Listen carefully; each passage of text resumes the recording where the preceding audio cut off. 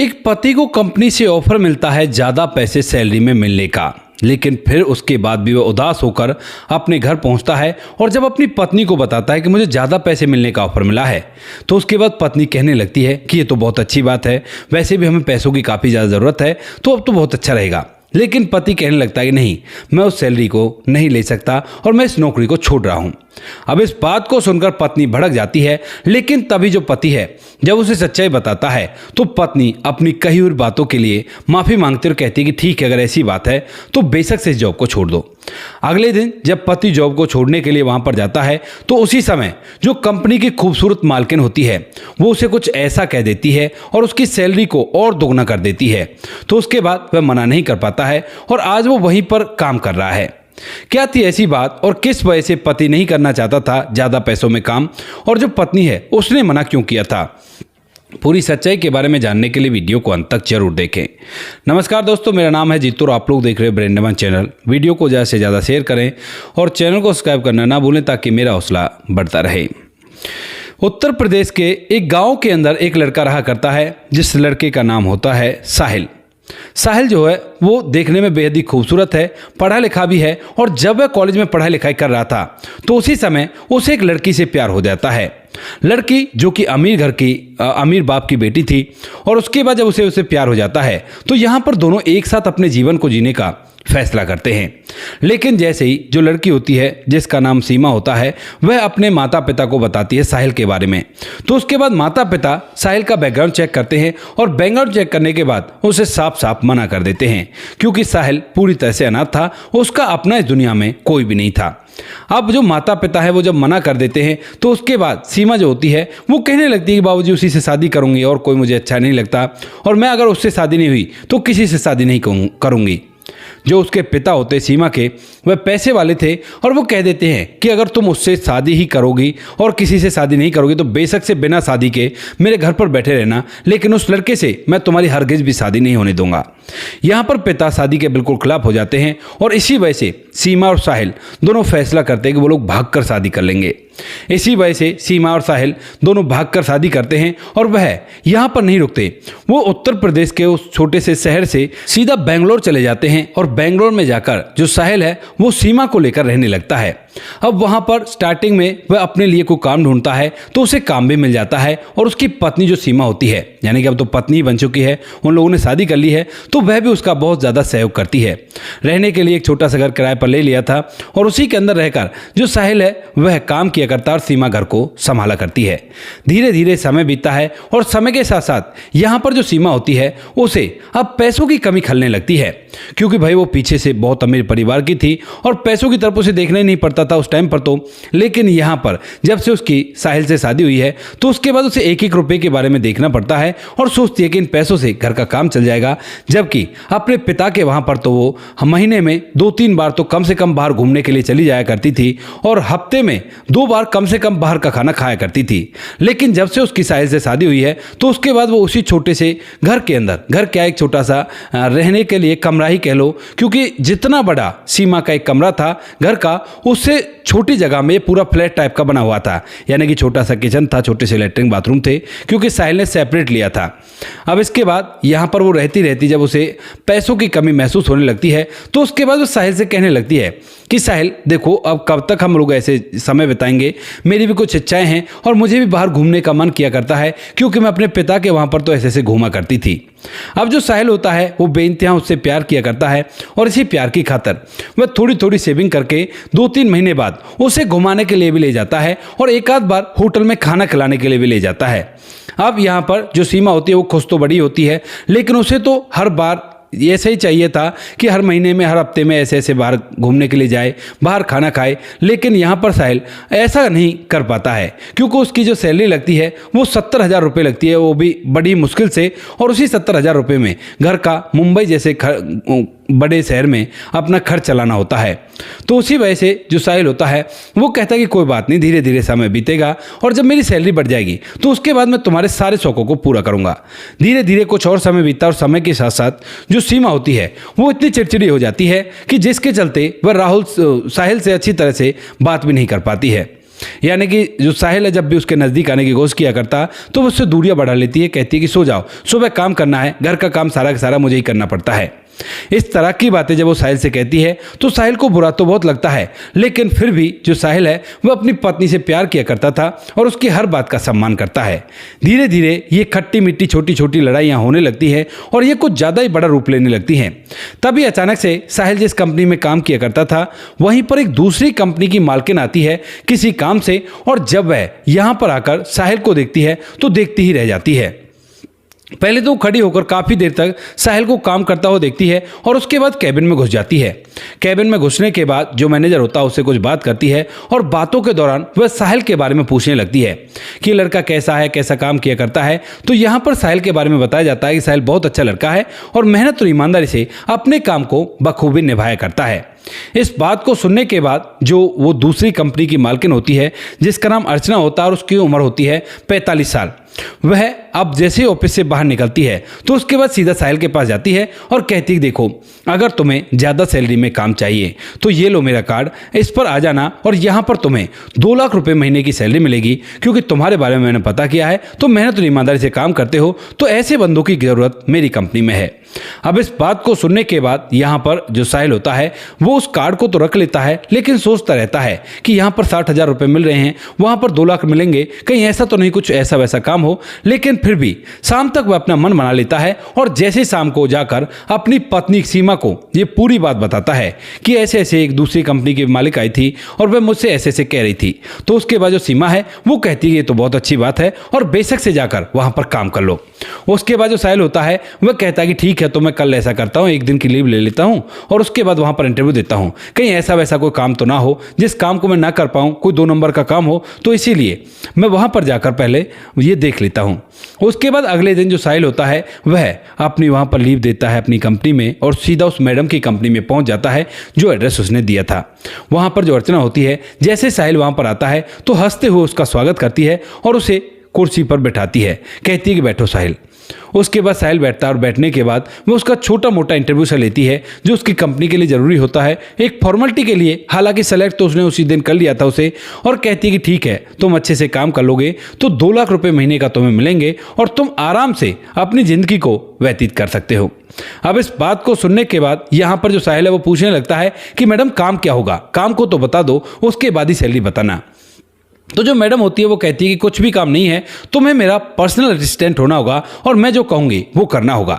अब इस बात को सुनकर जो साहिल है वह सोचने लगता है कि मैडम ये कौन सी पोस्ट रहेगी और कितनी पावर मुझे मिलेंगी। तो उसके बाद जो मैडम है वो कहती है कि तुम्हारी बात मैनेजर भी मानेगा और जो मैं कह दूंगी वो बात तुम्हें माननी होगी। इस बात को सुनकर साहिल सोचता है और सोचने के बाद सोचने लगता है कि बहुत बड़ी अपॉर्चुनिटी है और कर लेते हैं। तो उसके बाद वह हामी भर देता है और अगले ही दिन से यहाँ पर जॉब पर आने लगता है, वहाँ से रिजाइन दे देता है। जो साहिल होता है वह यहाँ पर काम करता रहता है और धीरे धीरे समय बीतता है। समय के साथ साथ यहाँ पर जो अर्चना होती है वह उसे अपने साथ ही रखा करती, बड़े बड़े होटलों में ले जाया करती, वहाँ पर खाना खिलाया करती, बड़ी बड़ी पार्टियों में ले जाया करती, वहाँ पर खाना खिलाया करती और उसके हर शौक को पूरा किया करती है। यानी कि साथ में वह उसके लिए अच्छे अच्छे कपड़े भी खरीदा करती है, महंगे परफ्यूम वगैरह, और इस तरह से उसकी पर्सनैलिटी को और भी डेवलप करने की कोशिश करती है ताकि वो और भी ज़्यादा हैंडसम और अट्रैक्टिव लग सके। धीरे धीरे कुछ समय बीता और कुछ समय बाद एक दिन जब ऑफिस में अर्चना बैठी हुई थी और साहिल बाहर बैठा हुआ था, तो उसके बाद जो अर्चना होती है वह साहिल को ऑफिस के अंदर बुलाती है और कहने लगती है कि साहिल बैठो। तो उसके बाद जो साहिल है वो कुर्सी पर बैठता है और उसके बाद अर्चना अपनी कुर्सी पर खड़ी होकर वहीं पर साहिल से बात करने लगती है। कहती है कि मुझे ना तुमसे आज कुछ ज़रूरी बात करनी है। तो जो साहिल होता है वो कहता है कि बताइए मैडम क्या बात करनी है। तो जो अर्चना मैडम होती है वो कहती है कि देखो, मैं ना एक तलाकशुदा महिला हूँ और मुझे तलाक के जितने भी पैसे मिले थे उन्हीं पैसों से मैंने एक कंपनी खड़ी करी है। मेरे पास अच्छा घर है, घर भी तुमने देख लिया है, क्योंकि साहिल को वो कभी कभार अपने घर भी ले जाया करती थी और वहाँ पर भी कुछ पार्टियाँ उन दोनों ने एक साथ की थी और एक साथ बैठकर वो लोग घंटों तक बातें किया करते थे। तो यहाँ पर जो साहिल है वो कहता है कि हाँ मैडम मुझे पता है आपके पास अच्छा खासा रुपये पैसा है। तो जो अर्चना होती है वो कहती है कि अच्छा पैसे के बारे में तुम्हें पता है, लेकिन अगर तुम चाहो तो मैं तुम्हारी सैलरी और भी ज़्यादा बढ़ा सकती हूँ और तुम्हें हो सकता है कि ये सारा पैसा तुम्हें ही मिल जाए।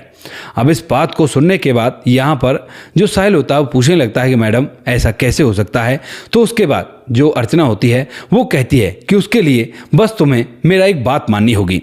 तो उसके बाद यहाँ पर जो साहिल होता है वो पूछता है कि मैडम क्या बात माननी होगी, वैसे भी तो मैं आपकी सभी बात माना करता हूँ। तो जो अर्चना है वो कहती है कि पहले 2-4 बातों के जवाब मुझे दो।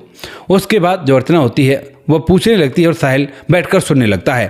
अर्चना कहती है कि देखो, अगर किसी लड़की को कोई लड़का पसंद आ जाए तो उसे क्या करना चाहिए। तो उसके बाद यहाँ पर जो साहिल है वो कहता है कि मैडम ये तो छोटी सी बात है, जाकर सीधा बोल देना चाहिए। तो उसके बाद यहाँ पर जो साहिल है वह जब ये बात कह देता है तो अर्चना कहने लगती है कि अच्छा ठीक है, इस बात को छोड़ो, मेरे जैसी महिला को अगर कोई लड़का पसंद आ रहा है तो एक दोस्त होने के नाते मैं तुमसे पूछ रही हूँ कि उससे क्या कहूँ मैं। तो उसके बाद वो कहने लगता है कि ठीक है मैडम, अगर आपको कोई पसंद आ रहा है तो जाकर डायरेक्ट उससे बात करो और उसके बाद उससे शादी कर लो, क्योंकि वैसे भी आपकी ज़िंदगी में कोई भी नहीं है, और अगर कोई पति बन जाएगा तो उसके बाद ज़िंदगी आसान हो जाएगी। इस बात को सुनकर अर्चना मुस्कुराती है, अपने वहाँ से यानी कि जहाँ पर वो खड़ी हुई थी घूमकर साहिल के पीछे आ जाती है और उसके कंधों पर हाथ रखकर कहने लगती है कि साहिल, मैं भी तो यही कह रही हूँ कि मैं तुमसे प्यार कर बैठी हूँ, क्या तुम मुझसे शादी करोगे। अब इस बात को सुनते ही जो साहिल होता है उसके पैर तले से जमीन खिसक जाती है और वह सोचने लगता है। लेकिन तभी यहाँ पर अर्चना अपने ऑफर बता देती है, कहती है कि देखो, तुम्हें महीने के 5 लाख रुपए मिलेंगे और कोई भी कैसी भी दिक्कत तुम्हें नहीं होगी। तुम्हें बड़ी गाड़ी मिलेगी जिससे तुम अपने घर से ऑफिस से घर आ सकते हो, और ये सारा के सारा बिजनेस तुम्हें देखना होगा, क्योंकि मैं अब कब तक इस बिजनेस को संभालूंगी और तुम ही इसे देखोगे तो मैं अपनी जिम्मेवारियों से दूर होकर आराम से अपनी ज़िंदगी को जी सकूंगी तुम्हारे प्यार में रहकर। इस बात को सुनकर यहाँ पर जो साहिल है वो थोड़ी देर तक सोचता और कहने लगता है कि मैडम मैं ऐसा नहीं कर सकता, आपको तो पता है ना कि मैं शादीशुदा हूँ और मैंने लव मैरिज की थी। अब मेरी पत्नी से मैं बहुत ज़्यादा प्यार किया करता हूँ और मैं ऐसा बिल्कुल भी नहीं कर सकता। लेकिन तभी यहाँ पर जो अर्चना मैडम होती है वो कहने लगती है कि देख लो, ऑफर काफ़ी अच्छा है, 5 लाख रुपयों में कोई भी दिक्कत नहीं है, और वैसे भी मैं कहाँ ये कह रही हूँ कि तुम अपनी पत्नी को बताओ। अगर तुम्हें कोई दिक्कत हो तो ऐसा कर लेते हैं कि दिन के समय में तुम मेरे साथ रहना, वैसे भी जॉब किया करते हो, मेरे साथ ही रहते हो, और वहां पर मेरी शारीरिक जरूरतों को पूरा किया करना। उधर तुम्हारी जो पत्नी है रात के समय उसके साथ रह लेना, कोई भी दिक्कत नहीं है। अब साहिल इस बात को सुन तो लेता है लेकिन उसका कोई जवाब नहीं निकलता है। लेकिन तभी जो अर्चना होती है वो कहती है कि ठीक है, आराम से टाइम ले लो, एक दिन का समय देती हूँ और कल आकर मुझे बता देना जो भी बात है, उसके बाद आगे बात करेंगे। इस बात को सुनने के बाद जो साहिल है वो वहां से सदमे से में खड़ा होता है और बाहर निकलता है। अब जो कि अर्चना ने उसे जाने के लिए कह दिया था कि अब तुम घर जा सकते हो, आराम से सोच लेना और कल मुझे बता देना। तो जो साहिल है वो वहां से अपने घर की तरफ जाने लगता है। अर्चना ने उसे गाड़ी दे रखी है जिस गाड़ी से वह अपने घर तो पहुंच जाता है, क्योंकि अब तक उसने एक बड़ा फ्लैट उसे दे भी दिया था जिस फ्लैट के अंदर वो अपनी पत्नी को रखा करता है। यहाँ पर उसकी पत्नी भी इन बातों से बड़ी खुश होती है, और जैसे ही आज साहिल घर जाता है तो उसके बाद उसके दिमाग में यही बात चल रही थी कि 5 लाख रुपए भी हैं, केवल उसके साथ वो सब कुछ करना होगा। लेकिन उसकी पत्नी का चेहरा उसके सामने बार बार आ रहा था। वो सोचता है कि पत्नी से ही बात करता हूँ इस बारे में। उसके बाद यहाँ पर जो साहिल होता है वह अपने घर पहुँचता है, और घर पहुँचने के बाद अपनी पत्नी से कहने लगता है कि मेरी ना जो मैडम है वो मेरी इंक्रीमेंट करना चाहती है, और कह रही थी कि तुम्हें बड़ी गाड़ी मिलेगी, बड़ा फ्लैट मिलेगा, यानी कि ये तो 1 BHK है और तुम्हें 2 BHK मिल जाएगा अगर तुम मेरी बात मान लो तो। इस बात को सुनकर यहाँ पर जो पत्नी होती है, चूंकि वह पैसों में पली बड़ी थी और उसे पैसा अच्छा लगा करता था, वो कहने लगती है कि बात मानने वाली क्या बात है, तुम हामी भर देते और कोई भी बात हो उसको मान लेते। आखिर तुम जब भी उसका कहा माना करते हो तो 1-2 बात और मान लोगे तो कोई बड़ी बात नहीं है। यहाँ पर जो साहिल है वो मना करने लगता है, कहता है कि नहीं यार, मुझे अच्छी नहीं लगी वो बातें। तो उसके बाद जो पत्नी है वो एकदम से इस बात को सुनते ही भड़क जाती है, कहने लगती है कि तुम पागल तो नहीं हो गए, गरीब ही पैदा हुए थे और गरीब ही मरना है क्या? 5 लाख रुपए बहुत होते हैं, महीने में हम पर उतने पैसे खर्च भी नहीं होंगे। तुम उन बातों के लिए हामी भर लो और अपनी जिंदगी को ऐसे जिएंगे, कोई भी दिक्कत नहीं है। लेकिन तभी यहाँ पर जो राहुल होता है वह अपनी पत्नी से फिर से मना करता है, और उसके बाद जो पत्नी होती है वो खरी खोटी बातें उसे सुनाने लगती है। कहती है कि तुम तो पागल हो, तुम्हारे अंदर बुद्धि नहीं है, और मैंने बहुत बड़ी गलती कर दी जो अपने अमीर पिता के घर को छोड़कर तुम्हारे साथ आ गई, वरना मैं भी आराम से अपनी जिंदगी जीती।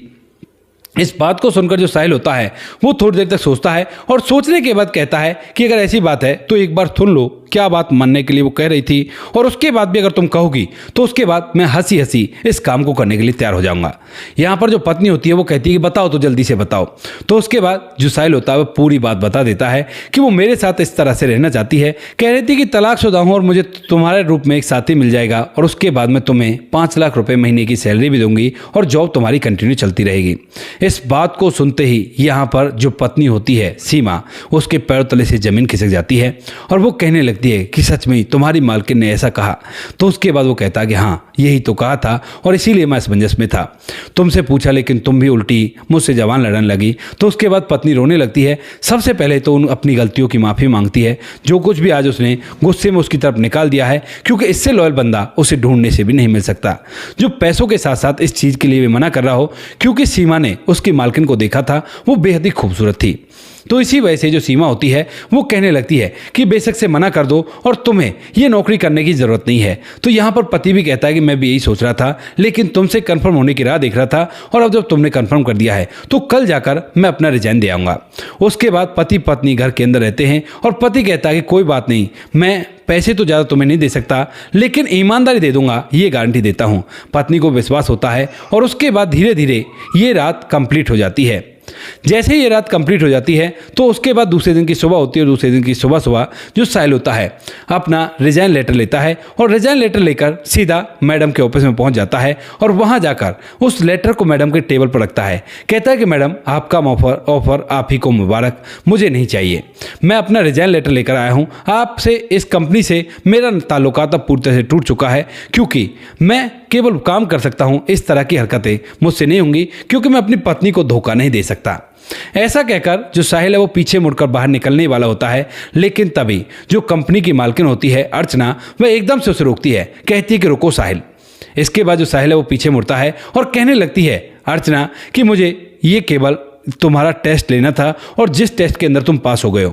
5 लाख की मैं बात कर रही थी, लेकिन आज से तुम्हारी सैलरी 10 लाख होगी और तुम्हें ना पूरे कंपनी का कार्यभार है अपने कंधों पर उठाना होगा, यानी कि एक तरह से इस प्लांट के जनरल मैनेजर तुम बन जाओगे। अब साहिल इस बात को सुनकर हैरान हो जाता है और कहने लगता है कि मैडम, कहीं आप झूठ तो नहीं बोल रही, कहीं फिर से कोई इरादा हो मुझे किसी भी तरह से फंसाने का। लेकिन तभी जो अर्चना होती है वो कहती है कि नहीं बैठो, अगर तुम्हें विश्वास नहीं है तो तुम्हें पूरी बात बता देती हूँ कि क्या कारण था ये टेस्ट लेने का। इसके बाद जो साहिल है वो वहाँ पर बैठ जाता है और जो अर्चना होती है उसे बताने लगती है कि दरअसल बात ऐसी है, मैंने अपनी कंपनी के लिए कई मैनेजर हायर किए हैं, लेकिन मेरा जो कॉम्पिटिटिव है, यानी कि जिसने मेरे जैसी कंपनी खोल रखी है, वह मेरे मैनेजरों को किसी तरह से खूबसूरत लड़कियों के जाल में बैला फुसलाकर अपने पास बुला लेता है और उसके बाद कंपनी की जो इंपॉर्टेंट इंफॉर्मेशन होती है, यानी कि क्लाइंट कौन कौन है, उनकी इंफॉर्मेशन अपने पास ले लेता है और जो वीक पॉइंट होते हैं उन पर काम करके हमारे सारे क्लाइंट को उसने अपनी तरफ कर लिया है। हमारे पास गिने चुने क्लाइंट रह गए हैं जो कि इन बातों के बहकावे में नहीं आते हैं, और उसके बाद हमारी कंपनी काफ़ी घाटे में चल रही थी। कई मैनेजर मैंने हायर किए, लेकिन उसके बाद जब मैं उन्हें ये ऑफर देती हूँ तो उसके लिए वो वहीं एड ऑन द स्पॉट हामी भर देते हैं और उसके बाद मजबूरन मुझे उन्हें निकालना पड़ता है। लेकिन तुम पहले बंदे ऐसे आए हो जो अपनी पत्नी के लिए लॉयल हो, और तुम्हारे से अच्छा बंदा मुझे ढूंढने से नहीं मिल सकता, तो इसी वजह से मैंने तुम्हारे टेस्ट लिया है। अगर बुरा लगा हो तो माफ़ी चाहती हूँ, लेकिन तुम्हें 10 लाख रुपए मिलेंगे और तुम्हें मेरी कंपनी में ही काम करना है। चलो मैं तुम्हारे साथ चलती हूँ, क्योंकि यहाँ पर जो साहिल है उसने बता दिया था कि मैंने अपनी पत्नी से बात की और उन्होंने मना किया, और इसीलिए मैं पत्नी को धोखा नहीं दे सकता। तो वो कहती है कि चलो मैं तुम्हारे साथ चलती हूँ, तुम्हारी पत्नी से माफ़ी मांगूंगी, क्योंकि जो कुछ भी किया वो मैंने किया है, तुम्हारी इसमें कोई भी गलती नहीं है। उसके बाद जो साहिल होता है वह इस बात को सुनकर खुश हो जाता है और अर्चना को अपने साथ लेकर सीधा अपने घर चला जाता है। वहां पर जाने के बाद जो अर्चना होती है वह सीमा से बात करती है और सीमा से बात करने के बाद उससे माफ़ी मांगती है। कहती है कि मैंने इस तरह से टेस्ट लिया था, कई बाद में ये अगर उस कंपनी में काम करेगा तो तुम इस बात पे शक करोगी। मैं तलाकशुदा हूँ, एलुमनी के तौर पर जो मुझे पैसे मिले थे उन्हीं पैसों से मैंने कंपनी खड़ी की है, और मैं नहीं चाहती कि ये कंपनी पूरी तरह से डूब जाए। तुम्हारा पति ही मेरी कंपनी को बचा सकता है, और फिर भी अगर तुम्हें विश्वास नहीं है तो तुम साथ में काम करने के लिए जा सकती हो, यानी कि तुम मेरी कंपनी में इसके साथ में काम कर सकती हो और कंपनी तुम्हारे हिसाब से चलेगी, बस तुम्हें उसे बुलंदियों तक पहुंचाना है। अब जो सीमा होती है उसे विश्वास तो था, लेकिन फिर भी मन में कहीं ना कहीं शंका थी, और इसी वजह से वह कहती है कि ठीक है मैडम, मैं भी आपकी कंपनी में काम करूंगी। उसके बाद जो सीमा होती है वह साहिल के साथ वहां पर रहकर काम करती है और साहिल पर कुछ दिनों तक पूरी निगाह डटा कर रखती है, लेकिन उसके बाद जब उसे महसूस हो जाता है कि ऐसा कुछ भी नहीं है तो वह काम पर ध्यान देती है, और दोनों पति पत्नी मिलकर उस कंपनी को इतनी बुलंदियों तक पहुंचा चुके हैं कि आज वो कंपनी मुंबई की टॉप 20 कंपनीज में आया करती है। तो दोस्तों यहाँ पर ये पति पत्नी बहुत अच्छे फ्लैट में रहा करते हैं, इनके पास अच्छा खासा रुपया पैसा है। और जब साहिल अच्छी तरह से काबिल हो जाता है और उसके बाद उसके पास इतना पैसा हो जाता है जितना उसके पिता के पास भी नहीं था, सीमा के तो उसके बाद जो सीमा होती है वह साहिल को लेकर अपने पिता के पास जाती है और पिता को भी दिखाती है कि पिताजी आज ये कामयाब है। और उसके बाद पिता भी अब तक अपना गुस्सा पूरी तरह से छोड़ चुके थे, वह भी उसे दामाद के रूप में स्वीकार कर चुके थे और कभी कभार अपनी बेटी और दामाद से मिलने के लिए मुंबई आते रहा करते हैं। तो दोस्तों ये थी आज की कहानी, आपको कैसी लगी कमेंट सेक्शन में बता देना। वीडियो अगर अच्छी लगी हो तो वीडियो को लाइक और चैनल को सब्सक्राइब जरूर करें ताकि हमें थोड़ा सा हौसला मिल सके आप लोगों के लिए ऐसे अच्छे वीडियो बनाने के लिए। इन कहानियों को सुनाने का उद्देश्य किसी को परेशान करना बिल्कुल भी नहीं है। ये कहानी आपको इसलिए सुनाई जाती है ताकि आप लोग इन कहानियों में से कुछ ना कुछ सीख सको और अपने जीवन में उस चीज़ को अप्लाई कर सको। मिलते किसी नेक्स्ट वीडियो नए टॉपिक के साथ, तब तक के लिए जय हिंद, जय भारत, जय हिंदुस्तान।